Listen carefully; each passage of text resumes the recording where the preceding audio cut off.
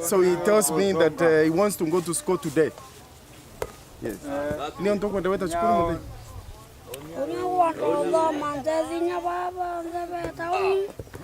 So he says he also wants to go to school and learn so that he can gain some skills and be able to help others, even those other children who are like him in the street. I want to help even my mother who is in town. There was a need that we start a rescue center, which was to rescue kids who are in contact from the streets so that we can give them a new life. 2015, we started preparing to take in the first batch of 37 boys from Meru County, specifically Maua, Kangeta, Motwati, Lare. This was most affected with so many children staying or living in the streets. We use a 3R model. That is rescue, rehabilitation, and reintegration. The first R stands for rescuing. We have what we call street walk first. We create rapport with the children by doing different activities with the children so that they can gain trust with us. We tried as much as we can to have activities within the street. That is, we used to walk, talk with them. Then we were able to identify those who are willing to be rescued. When we started, we didn't have a drop-in center where they were supposed to come and drop in, where we can have more activities or different activities. During the preparation of the next cycle or the next phase, we have started a drop-in center where we are now able to connect with the street families. As a social worker, I am engaged in different activities. One of the activities that we start immediately is the detoxification. Most of the kids who live in the streets, they sniff glue. And the reason why they take this kind of drug is because most of the time it's not every day they get food. So they sniff this glue to make their stomach full. And the left, right? And the left, right? We do a natural detoxification. That's why we do a lot of physical exercise to ensure that those substances, they get out of their bodies naturally. Up, down, up. We have a feeding program at the drop-in center. We feed them, we give them breakfast and lunch. So during the feeding program, we are able now, each and every staff is able to talk to the boy. We do a lot of counseling, we do a lot of activities. We spend more time, so that this time we are preparing these boys in a better way because we are able to get their history while they are still in the streets. Having a drop-in center, we'll be receiving boys who will be coming for help. So we'll be able to reintegrate as we receive other boys who need more help. So he thinks everyone, God can help them to go to school so that also they can change their lives. The second R, we have what we call rehabilitation. Rescuing alone does not help anything. But now we must now get them to another second process to rehabilitate them, to make them forget about what was happening in the street. We have a very big farm at the center, about 79 acres. We teach them on how to take care of the animals. At the center, we have rabbits, we have cows, we have chicken. We do animal husbandry, we do farming. We give them small farms so that they can grow their own vegetables. And all this is done to teach them responsibility. We gave them different life skills. We have a bakery, mat making, beadwork. They can sell those things and make some money. We teach them even savings, about savings, so that that child can go back to the community and help the community, not only his family, but the community at large, and get out of that issue of poverty. These are kids who have been mistreated, abused. To themselves, they hate themselves. So to make them realize that they are still human beings and they still hope, they must undergo guidance and counseling, and to make them accept themselves. That's why we engage with the boys. We get to understand why they ran away from their homes. And through that process, because we believe in the power of spiritual nourishment, we believe in the power of salvation, we must make them understand that there is God, and it's God who have rescued these kids. That these are things that other people have gone through. They can overcome that and be good people in the society, to help them grow and to help them transform. During that process, we also involve the parents so much during the rehabilitation. We engage the social workers to ensure that they have traced their homes.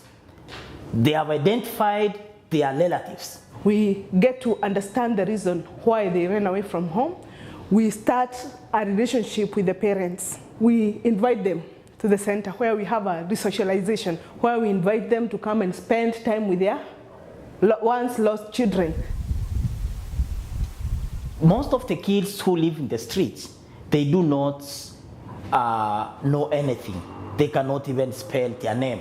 So we ensure that we have a teacher at the center whose work is to make sure that once these children have come to the center, she must identify the needs of each and every individual. She is able to at least teach them on how to speak simple English, and of course writing their names, because this is very important now that we want these kids to have something in future which can help them to change and transform their lives and the lives of their family.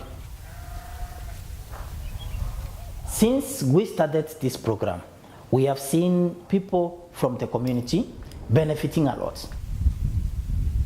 We have a problem of water around the Geka area where our center is. But once we drilled our own borehole, we have managed to solve or to ease the problem of water in the community, because we have been able to give them a water point where they normally come and get water for their domestic use.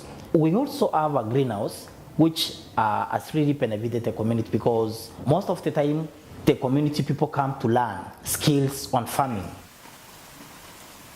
We thank God back last year that we received a tractor which has been of great importance, not only to the center but also to the community. We put it open to the community that they can hire the tractor at a cheaper cost. That way the community has benefited a lot, and they appreciate that this organization came down there not only to change the lives of the kids in the streets, but also the lives in the community. The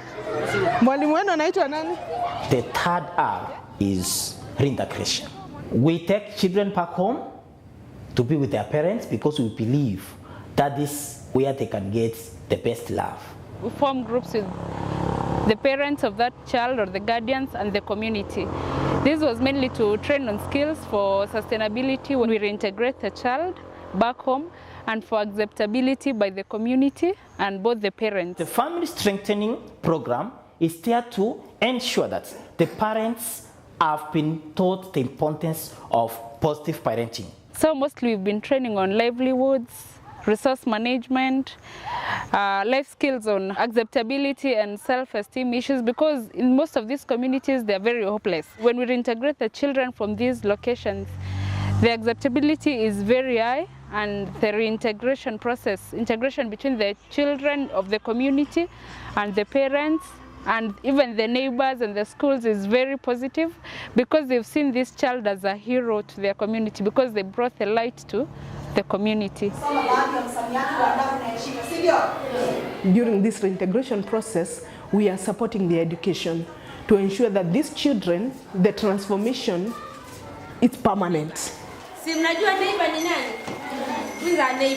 We pay for their tuition fee, we buy school uniform, we buy shoes. This is Maua Primary School, one of the schools that we have been working with in the reintegration process. The school has agreed to take 2 of our boys. Yusuf Mweti, who is the older one, He's in class 5. Ni wengi sana. Jana mlisoma nini? John Mwedali is in class 4. They are brothers. We found them on the street. They were sniffing glue. They were sleeping on the street. And after talking to them, they were willing to be rescued to the center, and they agreed to come with us. And they have really transformed. They had run away from home because of domestic issues, and they were so much affected because the father and the mother had just separated, and the mother was suffering from domestic violence. So they were so much traumatized, and we were able to talk to them. We were able to do a lot of counseling, and they were able to forgive their father. We took them back to the family. They are staying with their mother, who is so happy to see that the boys are reformed, and they are willing to go back to their home and stay with their mother, who has been very lonely. But now that the boys are back home, she's now feeling so good, and she's no longer lonely, and she's happy that the boys are going to school. And the relationship between the mother and the boys is so good. So we have seen a lot of transformation.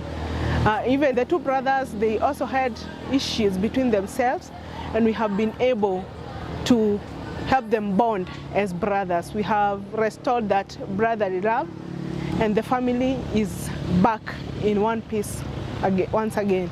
So the 3R model are very important to our organization because it has actually helped us to understand the life cycle of this child and how we can change. We want to detach ourselves with these children so that they cannot depend fully on us, but now they know this is my guardian. My parent is my guardian now. So we want to give the parents the mantle now to take their fully care of their children. We are proud to be SOTSO International because what we are doing, it's not only for the Meru County, but the whole country appreciates that we are doing the best and we are giving back the best to the family. And we'll be able to help a lot of children get out of the streets, and we'll be able to rescue more.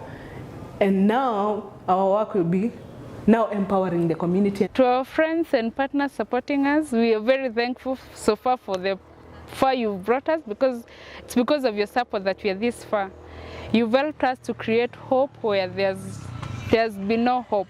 Through your support, we've been able to reach over 2,000 families within 8 months. God bless you. We'll take you to school very soon, okay?